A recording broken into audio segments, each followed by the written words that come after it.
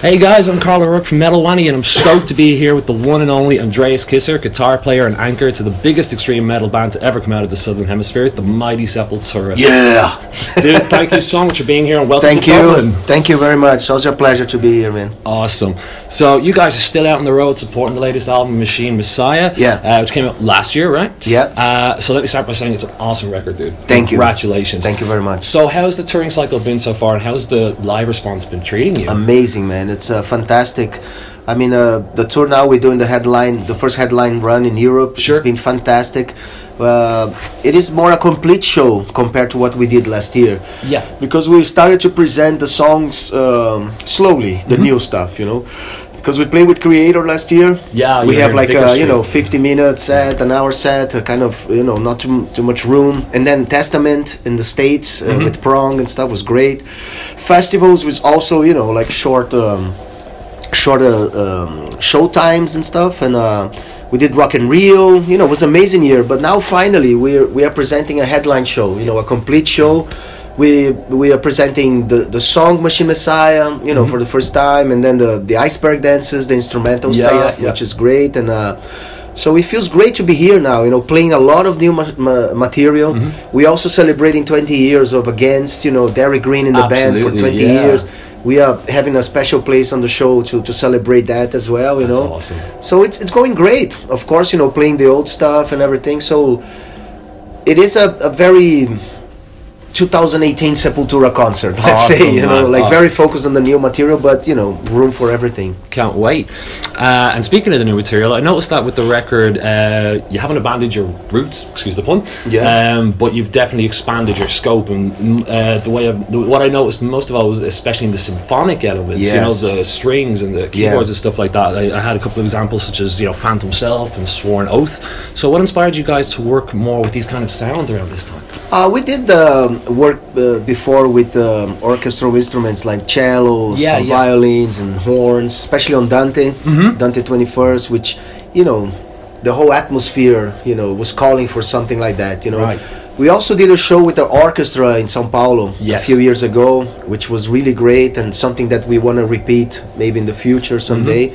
And we're always open for that, I mean, Sworn Oath was a song that already was asking for something like that, because the riff was very symphonic, let's say, so it was very easy. Memorable riffs on the that's so cool. And then Jens, found other places that we could use the orchestra, and he suggested this orchestra from Tunis, which he uses on the Moonspell album as well, before. I say, okay, let's try out, send to the guy, he's gonna do some mock-ups and some try-ins, and everything the guy did, I already have some guitar leads here and there that he was inspired to write some stuff, but all the stuff was very open, a lot of room, which we leave on purpose to go in studio and try to work out with the producer, that type of stuff. And that's what we did with Jens, and maybe here, maybe there would be great. Okay, let's try out, and everything worked out great, absolutely. Especially on Phantom Self, we brought the song up, he made the song much better, especially the conversation with the guitars and the violins, the leads. Absolutely, I was wondering how that translates live. I can't wait to. We use the samples as the violins. So you're not just shredding right through. No. I mean, it's good to have that dynamic, of course. The sounds and stuff, and it's working great. At Rock in Rio Festival, we had like violins and cellos as a guest to play live with us, those parts. So it was great. That must have been a lot of fun. But it works out great with the samples and everything, Yeah, sure, man, cool. So it's been speculated that Machine Messiah, as other records have before, such as Roots and some say Dante, as you said earlier, usher in a new era of Sepultura. Would you say Machine Messiah is going to do the same thing, or do you think that's a little bit off the mark? I think Machine Messiah is a new beginning for Sepultura, a new phase. We did the celebration for 30 years, anniversary 30 years of Sepultura, touring for the Mediator, play a lot of old stuff, celebrate.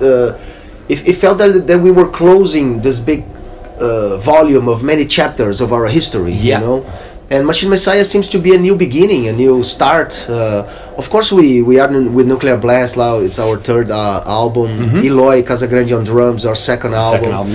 We have a whole new structure of management and stuff, which is working great. Fantastic. So I feel that we are ready to really embrace this new phase, this new challenge, let's say, this new future for us. And it's awesome that Machine Messiah is giving us so many possibilities for the future. Yeah, it's great. Of course. So I think it's great to have that feeling as a musician, as an artist, that we can do anything. Yeah, let's say,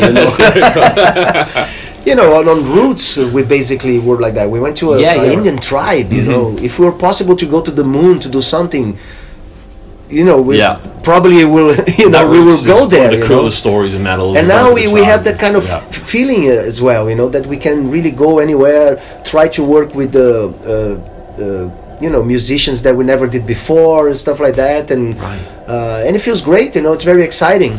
For a band that is like 34 years old. To have that kind of motivation, a fan base that it's amazing. That follow us everywhere, and then it keep us really going forward, and it feels great. And it carries over into generations as well. You guys transcend that. You know what I mean? You're always bringing in new. Yes, definitely. On the crowds, you can see the youngsters, the kids that have seen a show for the first time.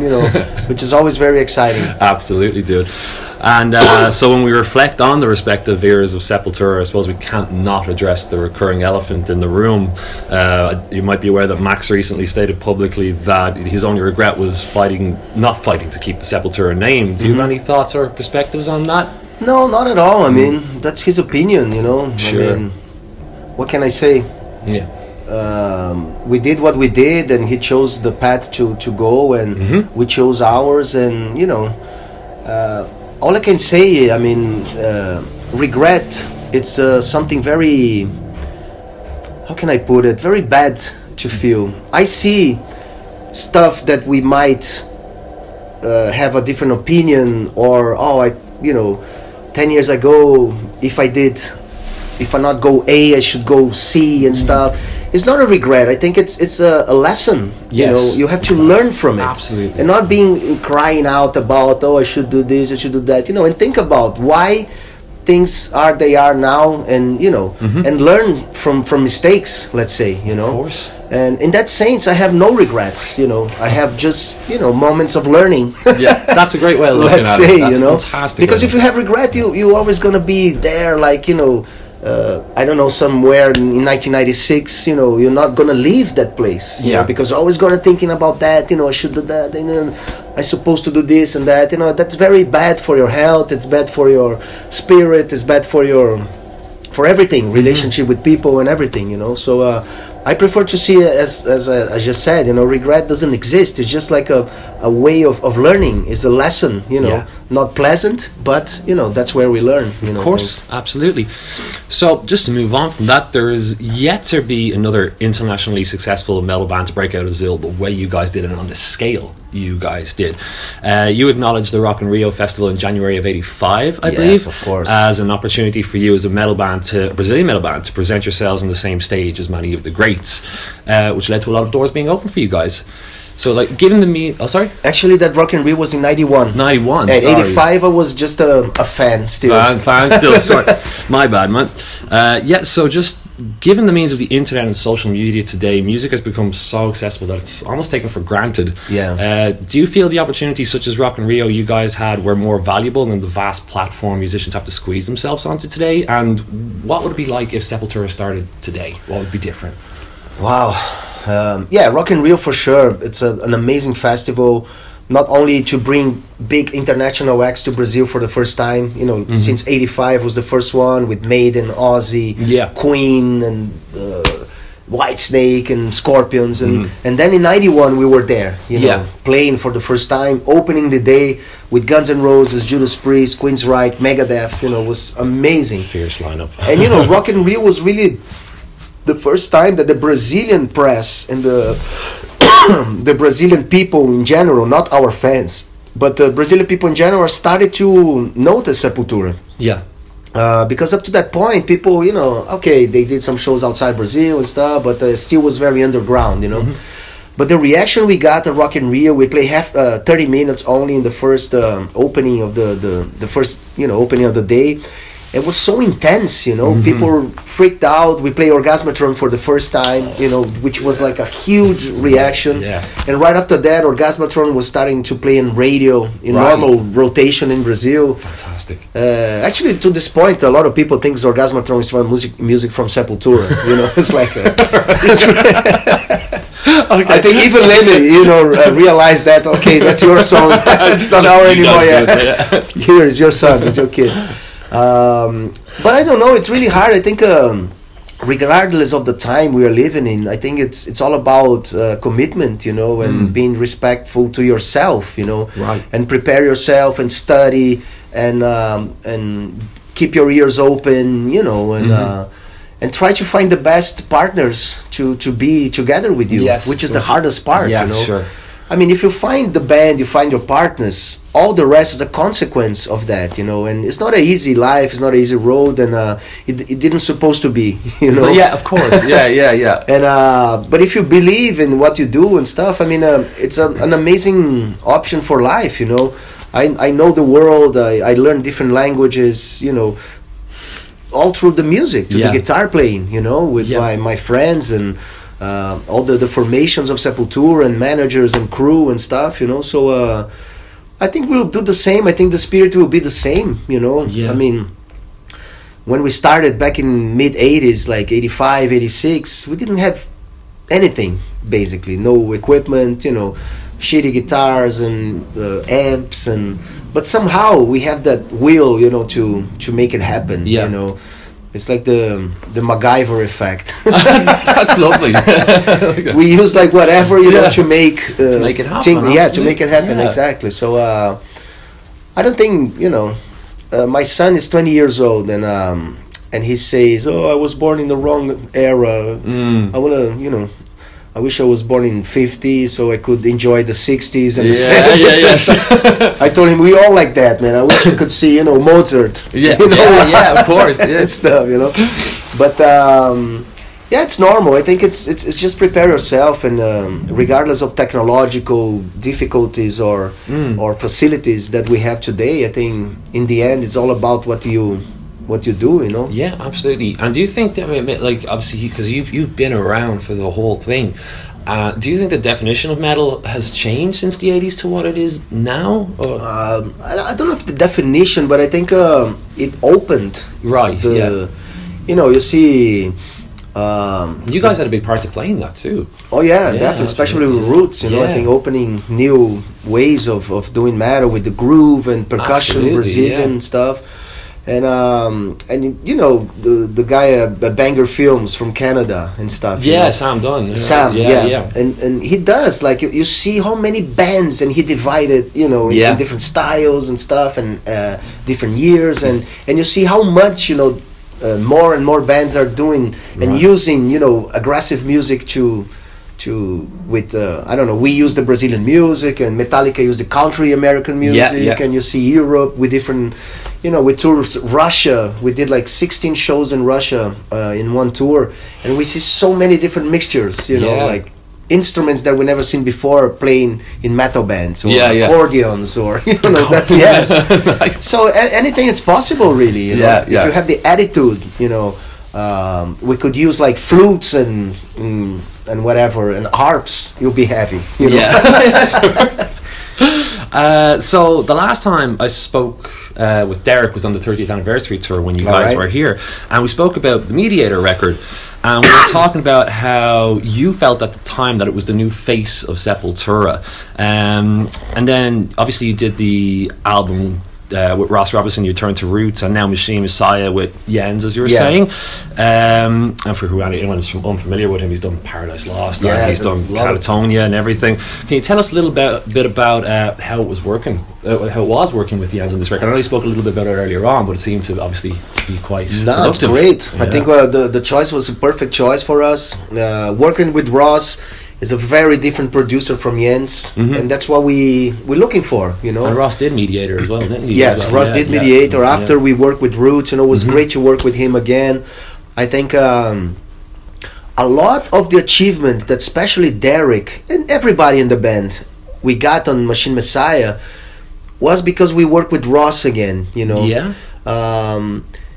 you know, especially on vocals, you know, because he's very spiritual, you know, it's almost like a therapy session. That's interesting, because he's known as quite an intense every time we record, you know, a song, we stop, you know, we're gonna start recording drums, we talk about the song, we talk about music, and you know, Eloy talks about his childhood, and we go so deep. We spend an hour and a half just talking and getting inside the room, you know. Yeah. And then we start recording. For the guitars and bass, basically the same, you know, remember that and stuff. And for the voice and lyrics, that he really goes deep, you know. Yeah, he gets into it, sure. And with that experience, working with a guy like Ross, you know, and letting him do his magic with, you know, all the spiritualism and the noises and stuff. The Mediator is very much like that, you know, like, yeah, it's big, yeah. And Jens is a completely different guy, you know. Yeah. He's more like technical, more keen to details, let's say more clean, you know, in that sense, you know, to make but that's all we wanted to do, you know. We wanted to change. And the chemistry we had with Jens was amazing, you know. Right. Since the first meeting that we had with him, like, you know, thinking about work together and stuff, and we're talking about the concept and everything was just like building from there, you know, from the first meeting. Was great, you know. And he mixed everything, he produced, he did everything with us, you know. We went to Sweden to his studio, which another thing that we wanted to do, you know, to come to Europe to. Since Chaos AD, we didn't record an album in Europe, you know, to change vibes and really challenge ourselves with new things like that, you know. Like I said, Jens brought the idea of violins, and you know, he was a part of the band during the recording, like as all the producers are, you know. So it paid off. It came out I great. think, yeah, man, it's no better or worse. It's just like very different, you know, and that's what we're looking for. Sure, man. And just as you were speaking about Eloy, now this is his second record with you, as you were saying. And I was wondering what maybe for him the writing process was like this time, because I've noticed something I'm not always familiar hearing for you guys is some blast beats and stuff like that in there. Yeah. I was wondering, was he a lot more comfortable this time? Oh yeah, definitely. Yeah. I mean, everyone that came into the band was always very like free. Yeah. To bring anything, you know. It started with me when I joined Sepultura in '87. You know, a very different guitarist from Jairo, which was in Sepultura. You see the difference between Morbid Visions and Schizophrenia. You know, it's brutal. It's very different. And then all the development we did up to Roots, and then Derek came in, also bringing new elements, a hardcore feeling, a totally different background of everything. And you know, we had Against and stuff totally different. And then came Gian Dolabella, you know, the drummer, who also brought his stuff. And Eloy, you know, I think there's no sense of bringing somebody into the band and ask him to copy, you know, like all the respect with Kiss and stuff. I mean, Eric Singer is doing a Peter Criss, you know, in impersonation, you know. He's even playing as Peter Criss, not as Eric Singer, you know, which is weird, you know. For me, it's weird. I love Kiss and stuff, but for Sepultura, no, I think we always were free to encourage, you know, the new people to bring their ideas and to develop a new Sepultura. Because otherwise we're gonna keep doing Roots, we're gonna keep doing whatever, Chaos AD and stuff. You know, it's boring, you know. Yeah. And here we are. I think Eloy is more connected to us, like 7 years in the band now, and more comfortable, and it was much easier process of writing, for sure. You know? And then finally, the only thing I wanted to ask you was, I mean, because you guys have done and achieved so much, is there anything still left on the Sepultura bucket list in terms of cities to play, things to do, or are you guys just enjoying progressing? A few places there. Fortunately, you know, we went to 78 countries so far and so many cities. But we never played, I don't know, in Iceland, Alaska, your hometown, which is north of Norway. North of Norway, okay. That's good to know. And some places in the south too and stuff, you know, but now we cannot complain, man. We did so many different things, but I think the momentum is great, you know. It's really... after, you know, the fall of the wall, you know, many new countries were created, and you see that region now, it's so amazing with shows. And like I said, we went to Russia, we did 15 shows only in Russia, you know. So it opened a new market for all the bands, you know, sure. which is great. So I don't know, Iceland would be great, you know, good challenge for us to go there. We've been to Cuba, you know, we've been to places like this, and hopefully soon. Hopefully soon. Well, Andreas, thank you so much for having us. Thank and you, the very man. best of luck with the rest of this. Thank you very much. Thank you.